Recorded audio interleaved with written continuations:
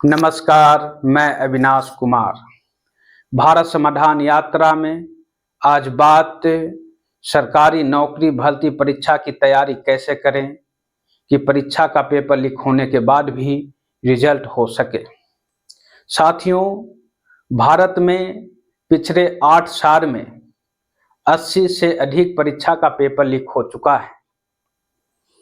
अक्सर 10 परीक्षा का पेपर लीक या परीक्षा में नकल होता है तो 2 या 3 परीक्षा को रद्द कर दोबारा परीक्षा लिया जाता है, क्योंकि ज़्यादातर परीक्षा में नकल या परीक्षा का पेपर लीक होता है तो उसका मामला सार्वजनिक नहीं होता है।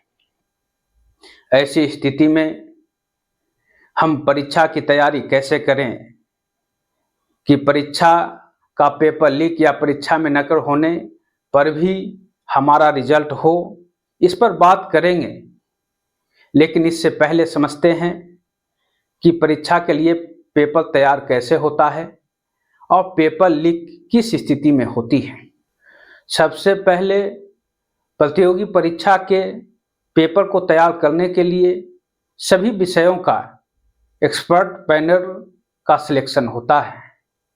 इसके बाद अलग अलग विषय के जानकार सवाल को तैयार करते हैं।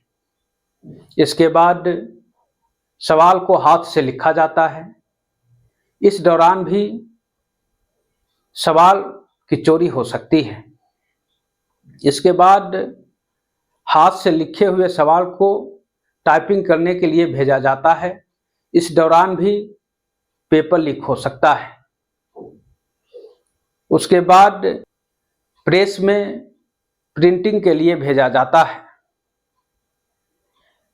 इस दौरान प्रेस से भी परीक्षा का पेपर लीक हो सकता है। पहले सवाल को प्रिंटिंग के लिए सरकारी प्रेस में भेजा जाता था, लेकिन अब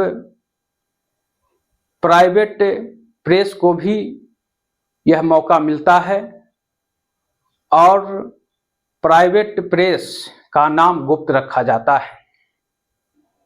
परीक्षा का पेपर प्रेस में प्रिंट होने के बाद जिला कोषागार यानी बैंक लॉकर में भेजा जाता है। उसके बाद डीएम यानी जिला पदाधिकारी के देखरेख में प्रत्येक परीक्षा केंद्र के लिए परीक्षा पेपर का बैनर बनाकर सील कर दिया जाता है। इस दौरान भी परीक्षा का पेपर लीक हो सकता है। इसके बाद मजिस्ट्रेट ड्यूटी के हिसाब से सभी परीक्षा केंद्र पर परीक्षा पेपर को भेजा जाता है। इसके बाद परीक्षा केंद्र पर नियुक्त अधिकारी के देखरेख में और एग्जाम रूम में उपस्थित छात्रों के सामने सीलबंद पेपर को खोला जाता है और कम से कम 2 छात्रों का हस्ताक्षर लिया जाता है। इस पूरी प्रक्रिया का देखरेख परीक्षा कमेटी करती है। साथियों, अभी तक हमने समझा कि परीक्षा के लिए पेपर तैयार कैसे होता है और परीक्षा का पेपर किस किस परिस्थिति में लीक होता है। अब हम समझते हैं कि परीक्षा का पेपर लीक क्यों होता है। साथियों, भारत में 2 प्रकार के लोग होते हैं जो सरकारी नौकरी भर्ती परीक्षा के लिए तैयारी कर रहे होते हैं। पहला, ऐसे युवा या विद्यार्थी जो पढ़ने में अच्छे होते हैं, वो सरकारी नौकरी प्राप्त करने के लिए तैयारी करते हैं। और दूसरा, वैसे युवा या विद्यार्थी जो पढ़ने में अच्छे नहीं होते हैं, इनके पास पैसा होता है, तो ऐसी स्थिति में इन लोग 10-20 लाख रुपया सरकारी नौकरी प्राप्त करने के लिए घूस देने के लिए तैयार रहते हैं। इन लोगों के लिए ही परीक्षा में नकल होता है और परीक्षा का पेपर लीक होता है। लेकिन ऐसी स्थिति में वास्तविक हकदार जो पढ़ने में अच्छे हैं, वह सरकारी नौकरी से वंचित रह जाते हैं। परीक्षा का पेपर लीक होने के कारण कट ऑफ मार्क्स ज़्यादा जाता है। 150 अंक का पेपर में 70 अंक लाने पर सिलेक्शन हो जाता था, लेकिन परीक्षा में नकल एवं परीक्षा का पेपर लीक होने के कारण 150 अंक में 100 या 100 से अधिक अंक लाने पर ही सिलेक्शन होगा। ऐसी स्थिति में सरकारी नौकरी भर्ती परीक्षा की तैयारी कैसे करें कि परीक्षा का पेपर लीक होने के बाद भी हमारा सिलेक्शन हो। इसके लिए अब हम समझते हैं कि तैयारी कैसे करनी चाहिए। साथियों, जिस परीक्षा का तैयारी आप कर रहे हैं उस परीक्षा का सिलेबस देखें और सिलेबस के हिसाब से सभी विषय का किताब NCERT के अलावा 2 प्रकाशन का और ले लें, यानी 3 प्रकाशन का किताब पढ़ें और सभी विषय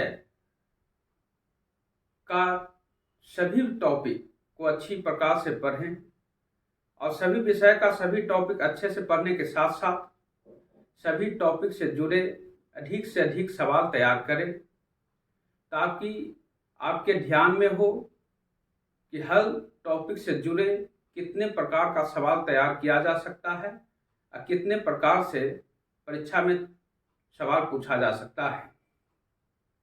साथियों, 5 या 10 लोगों का ग्रुप बना ले और ग्रुप में जितने भी विद्यार्थी या युवा शामिल हैं सभी मिलकर सभी विषय का हर टॉपिक को अच्छे से पढ़ें और हर टॉपिक से जुड़े हुए अधिक से अधिक सवाल तैयार करें और एक दूसरे से सवाल पूछें और नोटबुक में सवाल को लिख लें। ऐसा करने से हर प्रकार के टॉपिक से जुड़ा हुआ किसी भी प्रकार का सवाल नहीं छूटेगा और हर विषय का हर टॉपिक से जुड़ा हुआ हर प्रकार का सवाल आपके ध्यान में होगा। इस प्रकार से तैयारी करने के बाद जब आप परीक्षा में बैठते हैं तो परीक्षा में पूछे गए सवाल का ज़्यादा से ज़्यादा आप जवाब दे सकेंगे और पहले की अपेक्षा 30-35 नंबर ज़्यादा आएगा, यानी 150 अंक का परीक्षा में आप 100 से अधिक अंक ला पाएंगे और आपका सिलेक्शन हो सकता है। दूसरी बात, जब भी आप तक किसी भी परीक्षा से जुड़ा हुआ धांधली का मामला आप तक पहुंचता है तो उसकी शिकायत संबंधित विभाग एवं जांच एजेंसी को करें, ताकि जांच एजेंसी जांच कर एवं संबंधित विभाग उस परीक्षा को कैंसिल कर दोबारा परीक्षा ले।